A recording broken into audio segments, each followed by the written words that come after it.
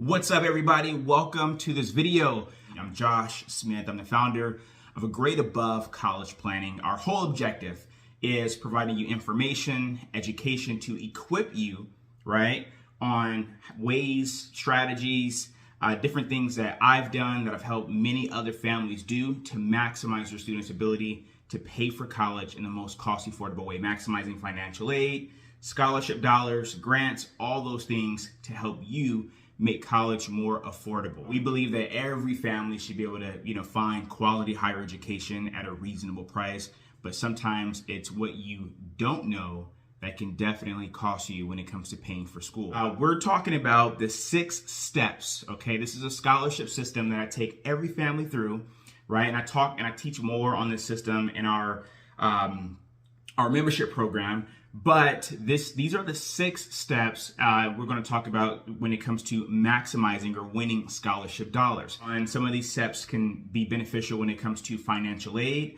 but I just want to make it clear that we're talking specifically about winning private scholarships, okay? 6 steps to winning private scholarships. As I talk and as I go through this and go through these steps, we're going to break it up into a 3-part series. So this is going to be part 1. We're going to talk about part 2, and then we're going to do part 3, which is going to cover 2 steps per part. Hopefully you can take this information and apply it as soon as you hear it. So if you like the information, if you like this content, and if you haven't done so yet, to hit the like button or subscribe to our channel so you get every bit of content and information that we put out that can actually help you reduce your out-of-pocket expenses when paying for college. Step number 1, when it comes to maximizing your students' ability, and that's going to be optimizing your EFC where applicable, okay, and or complete the FAFSA if you haven't done so. So this is mainly going to be, let me say what I mean by this.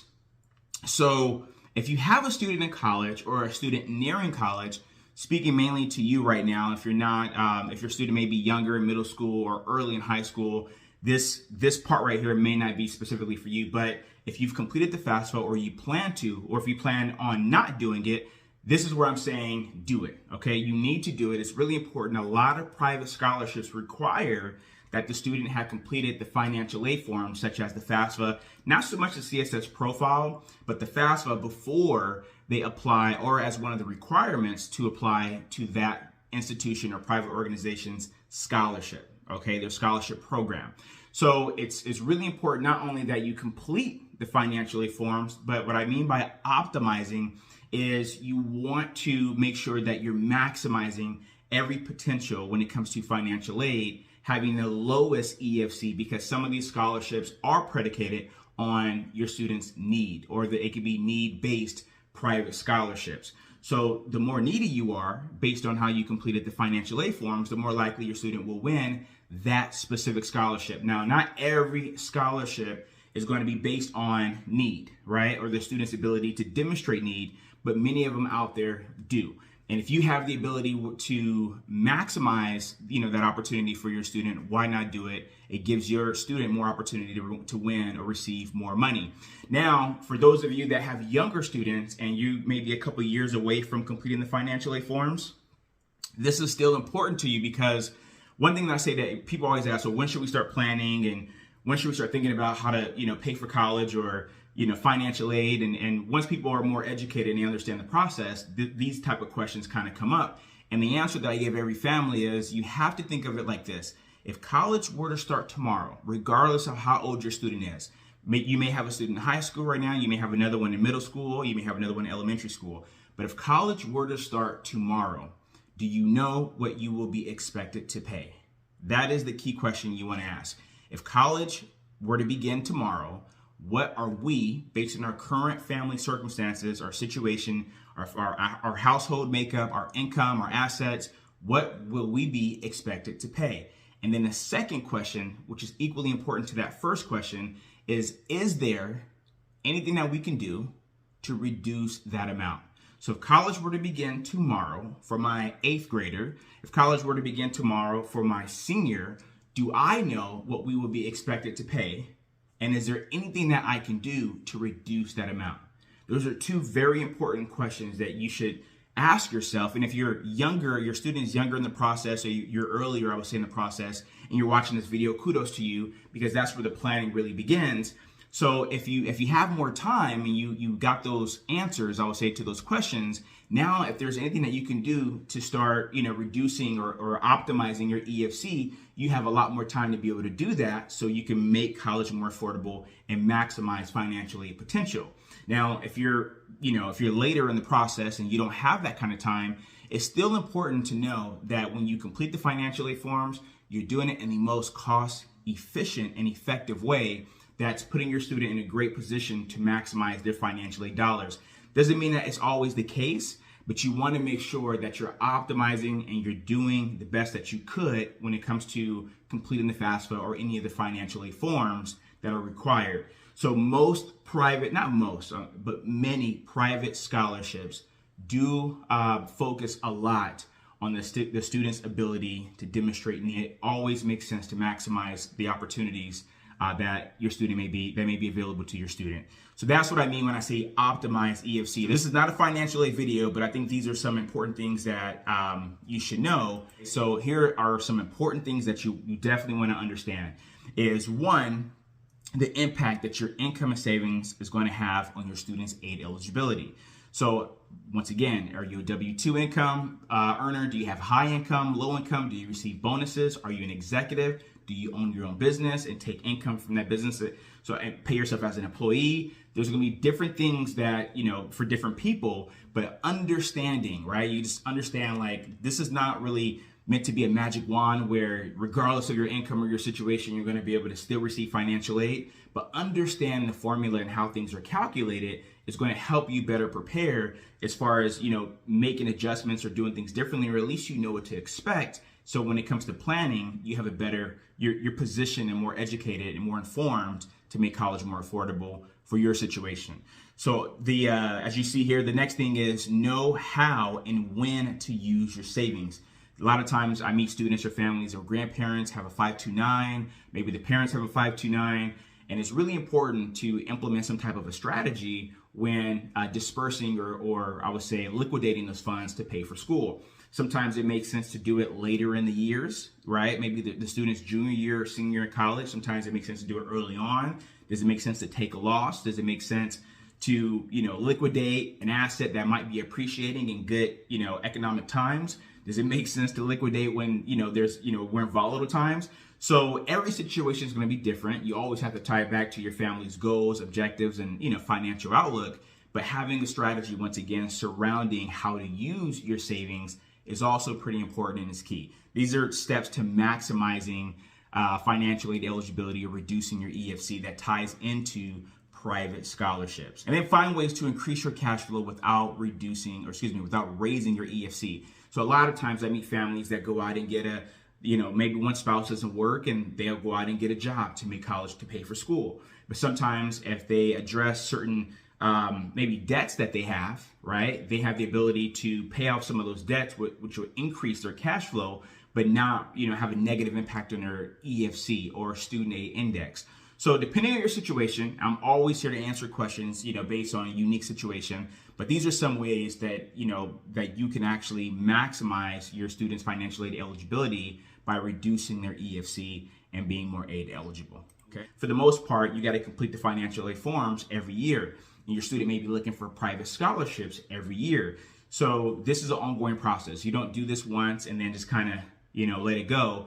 This is something that you want to pay attention to on a, ongoing basis.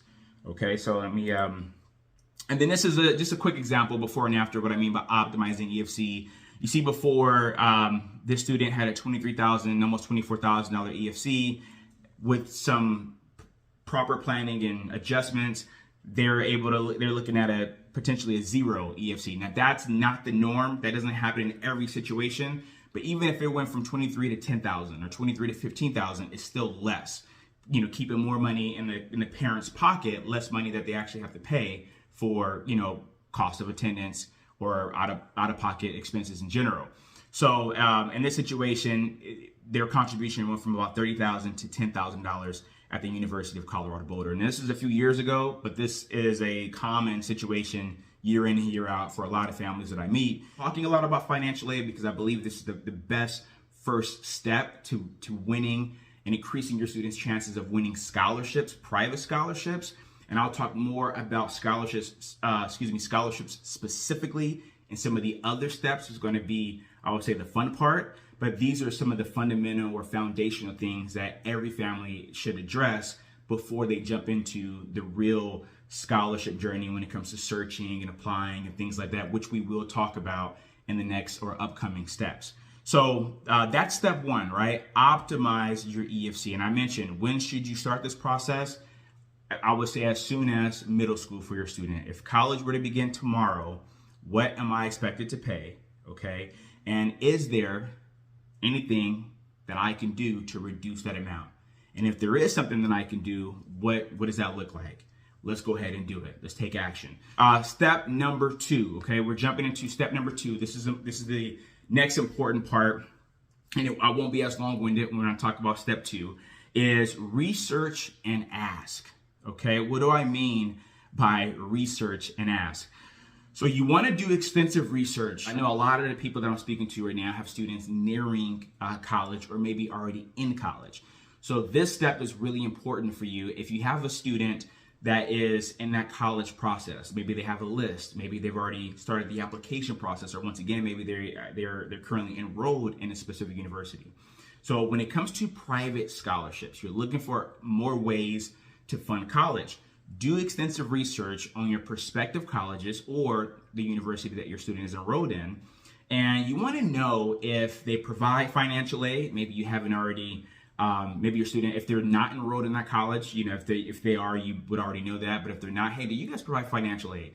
And some schools do not, right? They only provide financial aid when it comes to the student's ability to demonstrate need. That goes back to the step 1 that I talked about. You have some schools that just, if you don't have a need, we're not giving you any money. We don't provide scholarships. We don't provide financial aid. Take it or leave it. This is the price. So you always want to have a good idea or understanding of that before you get really too far in the process. So research and ask, hey, do you guys provide financial aid? How are private scholarships going to be treated? Okay. And then you also need to communicate with the college directly for answers when it comes to doing your own research or a specific department. So let me talk a little bit more about that. How do you treat private scholarships? This is a really important question. And this is whether you're it's a prospective college or your student's already enrolled in this specific university. Because some universities, if they're giving your student financial aid or scholarships, they will offset what they give that student based on other scholarships that your student may have earned or won. It's a scholarship displacement, situation. So you needed 10 grand, they gave you 10 grand, but your student received 3 grand in a private scholarship. So sometimes they'll look at that 3 grand, recognize it as, increased ability to pay, which means that they will reduce what your student, needs and give them the difference, which is $7,000.